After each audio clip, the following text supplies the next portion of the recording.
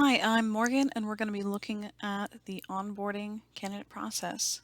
So here we have the onboarding dashboard, and this is to facilitate the process of onboarding any new employees.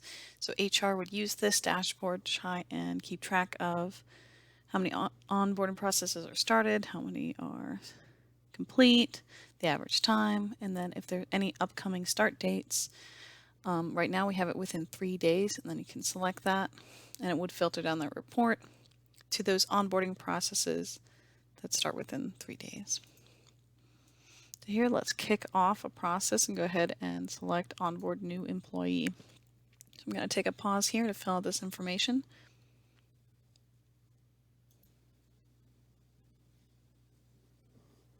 So right here is where we select the role, and the role is something that you create in the onboarding system. It's like that job title that someone would have. And it is what is going to tie together the list of activities that are needed for this onboarding process. So for here we have the options that we've already made of developer and sales engineer. So we're going to go ahead and do a sales engineer. And then for manager, we get a populated list based off of the group that you configure in the configuration wizard. So we're just going to go ahead and pick our manager from that list here. Once we've got it all filled out, we can go ahead and hit add employee. And what that does is it kicks off all of the onboarding activities that are in our first order, or the first set of things that need to be done. So we said that's underway. And since right now on this screen I'm logged in under the onboarding HR group, I actually have those that are going to be assigned to me. So we refresh there, we see our new employee. We see on the side here that we have first the activity of the Active Directory needs to be created, and it's assigned to IT. So in order to work that one, we're going to have to navigate over to the IT department. So before we do that, we're just going to go ahead and see a checklist activity that's for our other new employee here. Let's go ahead and open up. So here we're opening a checklist type activity, and it's using the checklist template. We'll look into those as we go on. So for this one, you provide in the configuration of the activity the instructions, whether it's not something you can skip, we'll provide this button or not.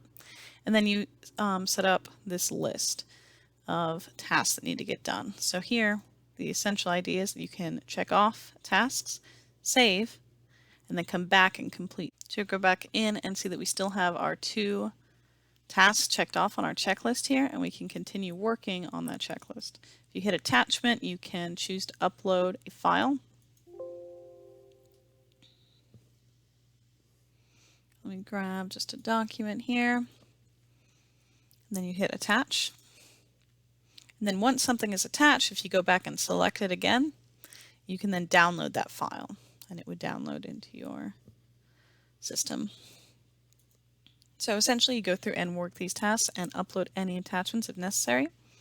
You can also see on the side here you have the option to send an email.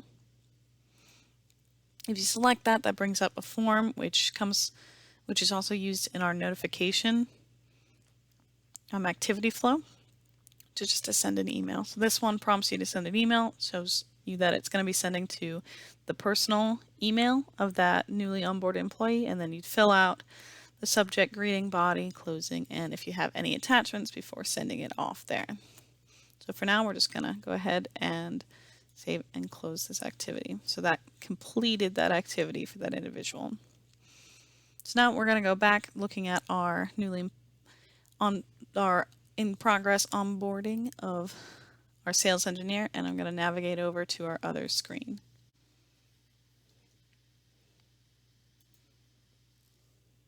So now we've navigated to the onboarding IT group, and we're looking as them. So if we go here, we can now work that activity of creating an account.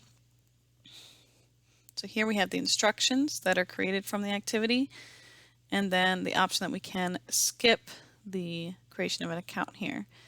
It provides you those spaces to go ahead and create that account right on the introduction and any notes necessary. These bits of information will all be saved as a comment along the side here.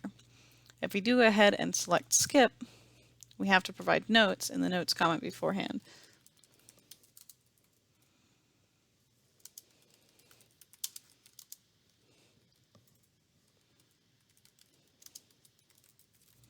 So if we go ahead and select skip account or skip activity, it prompts us with another form that says you can either discard the activity or delay it. So if you discard the activity, it's over, it ends that activity. No one else can complete it and there's nothing else to be done with it. Doesn't need any further work. Or you can delay it, which will push it to the end of the queue essentially. So delaying it will assign the activity after all the others are completed. So we're going to go ahead and delay the activity. Okay, so now we see an update that we are 33% complete and that the next assignment here is tasked to onboarding to send an email. So we're going to navigate back over to the HR.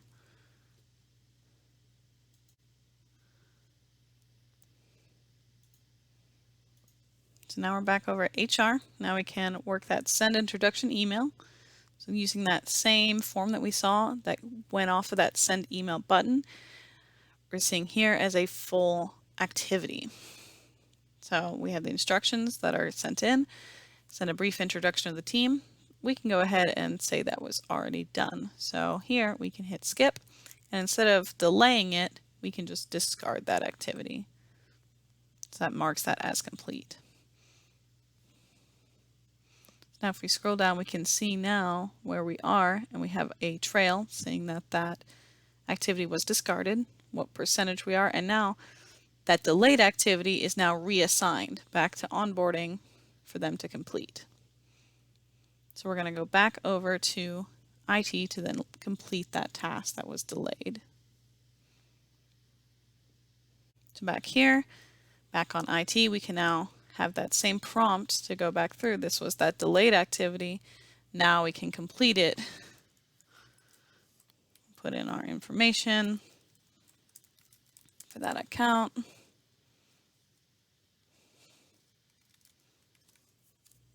And then any notes if necessary, and complete the activity by saying that the account was created.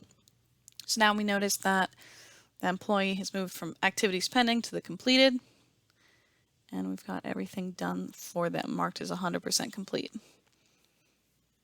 So that is basics of working through a few of the activities that are set up, and let's go back over to our main dashboard to kind of dive into that further.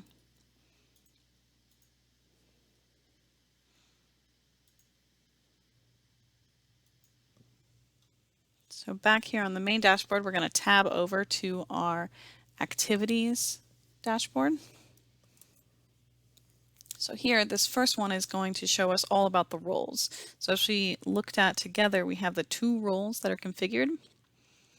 And then it shows us what activities are set up with each one. So for sales engineer that we just walked through, we have that set up the Active Directory and then send introduction email. We have the activity order, which says when things should be assigned. So everything in activity order 1 will be assigned at the same time, and everything else will wait until that's done, until it reaches that number. So after the Active Directory was delayed, then we moved on to the introductory email. For a developer, we have 2 things in the first order, which means these are both assigned at the same time, and then we go to that new hire paperwork.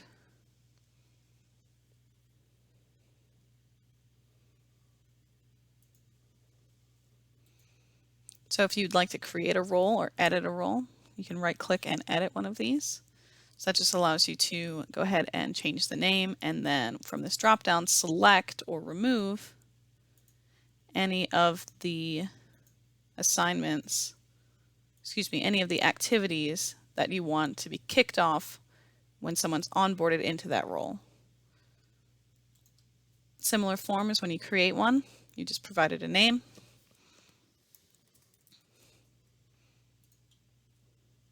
And then pick what kind of activities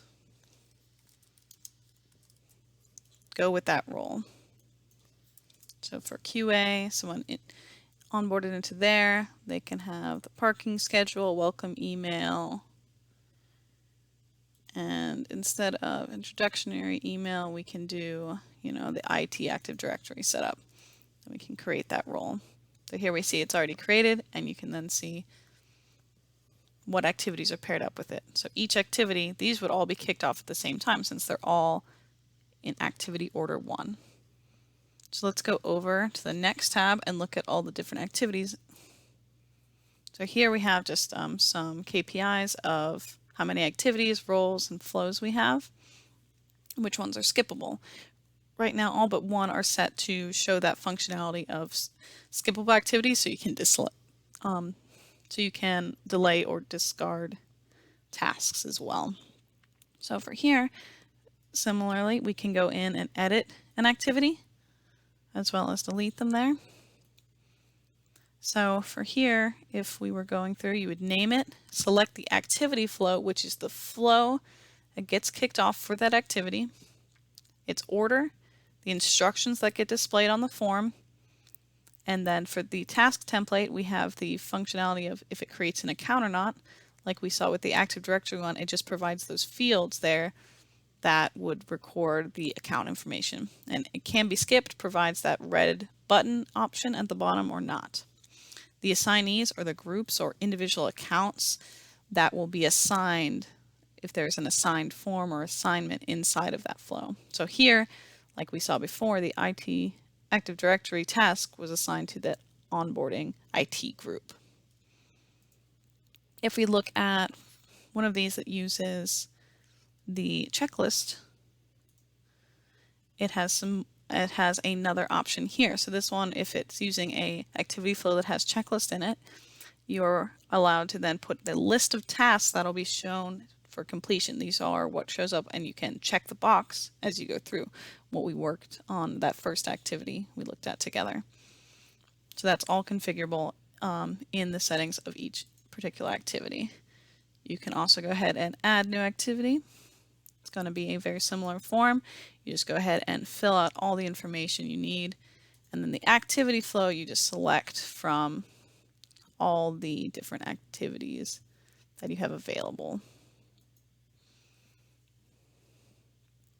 And then again, that assignee, you would just search for either a group or account that you have access to then assign it to. You also have the option to add another. So if you're going through and adding a lot of activities, you can fill this all out, hit add another, and it would provide you a blank of this form to go ahead and create another one. If you just hit create activity, it'll close out the form for you. Okay, and now we'll tab over to the activity flow page.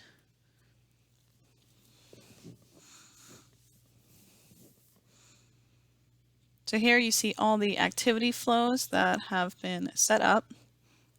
These ones here are just sending emails for the assignment, but the ones below here are the ones that are actually tied to the activities we're looking at, what gets kicked off here. So when we were looking at the checklist before, that was the HR checklist flow. So in here you can see all the flows. You can right click to edit one. You can also add a new flow. If you go ahead and edit one here, you'll be directed directly inside of that flow, so you don't have to navigate through any folders to get where you want to go. So if you hit new activity flow, you provided a name, and then select from the 3 templates that we have available. The activity flow template essentially is a form that assigns the user options to go ahead and send and fill out to form an email that'll be sent to the newly onboarded employee's personal email address. The checklist one, like we were looking at, allows that list of tasks to be worked and then the form to be saved, but then still assigned until everything in that checklist is complete. And the task template gives a simple form with the instructions and a space for notes, where if a activity creates an account, it would be sent to that particular form, saving that information. And those are our basic ones there. So lastly, we're going to tab over and take a look at some of the emails that we received. So since I'd used my email for that, we can see that we were assigned the introduction email. So this is an assignment email. So this was for that HR representative. They would get this email and a link to go ahead and work that activity. We have additional one for that new hire paperwork here. Shows you that you've been tasked with this particular, and this is the activity name for that employee, and you can click the link to then work that task.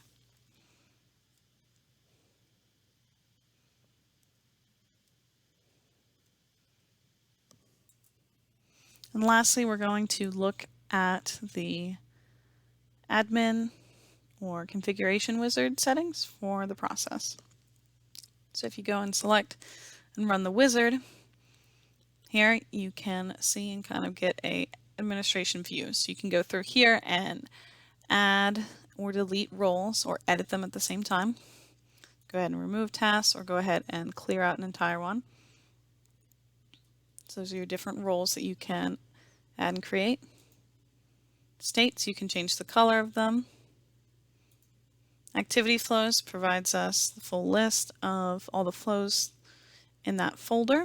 And if you were to open one from here, it dives you directly in there. You can also add them from here as well as remove them. So if we were to, from here, select it, it would open it directly into that flow. So no need to navigate through any folders, easy to get to. Back on the configuration wizard, we go to the next tab. You have the managers. So this is where you would select groups that are going to be, all the accounts in this group will be available for you to assign as a manager for someone who's being onboarded. And then lastly, sample data is where you can create a certain number of data records if you want to see just how the process works without fully filling out one of those onboarded information, so you can run it with sample. You can also delete all the onboarding records that are currently in the system. So if you had a bunch of sample before and you're done running tests, you can go ahead and delete all records from here. So just to show, to create a few, we'll create 3 onboarding records. It gives us you the pop-up, say that they've been created. Go ahead and save our settings. Any of those changes will now be updated. We can see the new processes that have been kicked off. By refreshing here, we see those new developers and those new test data that have been kicked off. And we can go ahead and see their different activities. And so they have sample data for the address and phone number and email, for example. All right, that has been the onboarding candidate process. Thank you.